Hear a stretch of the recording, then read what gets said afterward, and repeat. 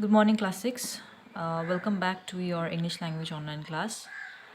Today we'll begin with chapter 17, that is verbs, transitive and intransitive.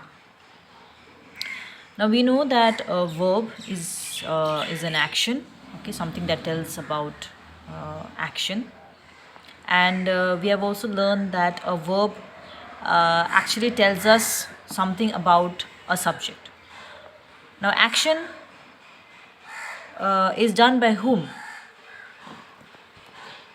We need to know the subject for that. So that is a subject. So verb tells us something about a subject that we have learned. Now there can be no sentences without verbs.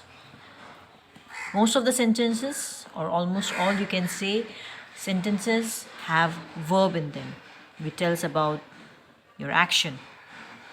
Now a verb tells us what a person or thing does. What a person or a thing does. For example, a plumber is a person. What does he do? Repairs pipes. What is done to a person? That is what a verb tells us. Like the girl is a subject here, or a person here was scolded by her grandfather. What has been done to the person? Was scolded by her grandfather. So that is what the work of a verb is, to tell us what is done to a person or what a person or thing does. Also, third one, what a person or thing is. For example, the tiger is a magnificent animal. That is what the work of a verb is in a sentence. Now let's learn two sentences. These are the two sentences. The young boy broke the toy. I cried bitterly. Now in the first sentence, the action expressed by the verb broke passes over from the subject, that is the young boy, then broke, isn't it?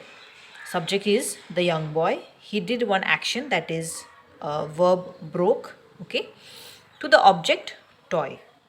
Okay, so the sentence will not make complete sense without the object. So we see without the object toy, the sentence is totally incomplete. Now if you skip the toy for some time, just read the sentence. The young boy broke. Broke what? You have subject in the sentence, the young boy. You have action, you have verb in the sentence, that is broke. But what did the subject broke? That we need to know. The object is missing over here, and the object is the toy. So without the object, okay, the sentence is incomplete. It does not give any sense to the sentence. So as per important is your verb, is that important is your object in the sentence. Okay, a verb which requires an object to complete its sense is called a transitive verb. Now keep that in mind, that transitive verb is something which requires an object to complete your sentence or give a sense to the sentence. Okay, that is what a transitive verb is. Now in the second sentence, I cried bitterly.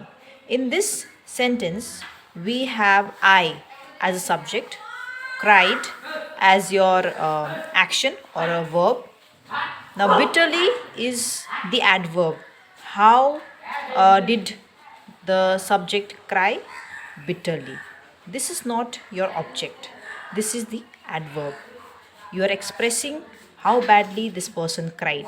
Okay, that is bitterly. It is not an object. So, and here we don't need also any object. I cried bitterly is a complete sense giving sentence, right? So a verb which does not require an object to complete its sense is called your intransitive verb. Now keep that in mind.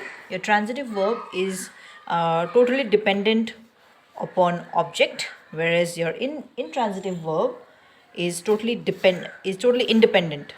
Intransitive is totally independent. It does not need object to complete the sentence or make sense to the sentence. Okay. Now next, page 108. Most transitive verbs takes a single object, but transitive verbs like give, ask, promise, tell take two objects after them. So most of it take only single object, like what we saw previously, but transitive verbs like give, ask, promise, tell, if you have these in your sentence, they take two objects after them. One of this object is a thing and the other is a person. So in the object also, one is your thing and one has to be a person. For example, I gave Tuba a pencil. I is a subject, gave is a verb, Tuba is a person, and pencil is a thing. Person and thing. So two objects. Here the thing pencil is called direct object because you gave object. The main object is pencil, isn't it? If you write I gave Tuba, it is incomplete. You need this. If I say I gave pencil, so that at least gives some sense to the sentence. So pencil is a direct object and the person Tuba is called your indirect object. The indirect object usually comes before your direct object. Keep that in mind, okay? Here so in the above sentence, the doer I is doing the action. The direct object is pencil and the indirect object is Tuba.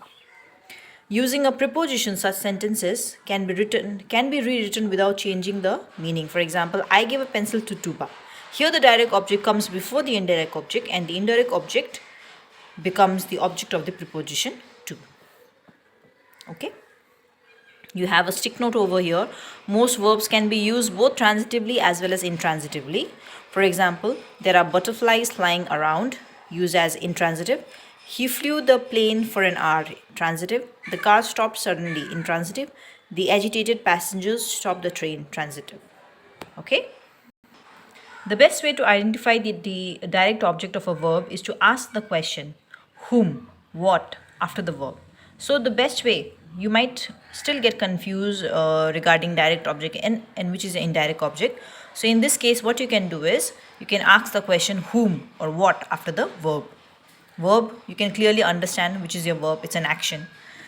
So after the verb, if you ask the question whom or what, you can clearly identify a direct object. We can identify the indirect object by asking, and direct object is asking by whom and what, and indirect object by asking to, for, from, whom, what after the verb. Sometimes the subject and the object refer to the same person or the thing. In that case, the verb is used reflexively.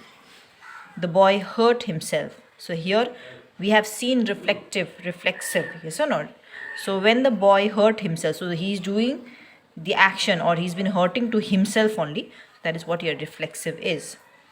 In such sentences, the object is sometimes omitted. Thus we say the pupils made themselves merry in the playground. The pupils made merry in the playground. Okay. Now let's see, learn. Read the following groups of words. Sam is, the books are, the child looked. The highlighted words are intransitive verb. Is, are, looked. These verbs do not require any object, but at the same time, they do need some other word or phrase to make complete sense. Verbs that need a word or phrase to make complete sense are called verbs of incomplete predication or incomplete verb. The word or the phrase so added is called the complement of the verb. The complement of the verb completes the predicate. Now, look at these sentences. Sam is a banker. The books are of no use. The child looked scared. The highlighted words are called complements. Verbs like be, is, am, are. Be is can be used as is, am, are, was, were, will be, shall be, etc. Look, appear, and seem are incomplete verbs. Now read these sentences. Her parents were very happy. Her parents named her Polly. In the first sentence, the word very happy tells us something about the subject. Her parents, yes or no? So very happy is a subjective complement because it helps or tells us about the subject. In the second sentence, the word Polly tells us something about the object her. So Polly is an objective complement. Her parents named her Polly. So her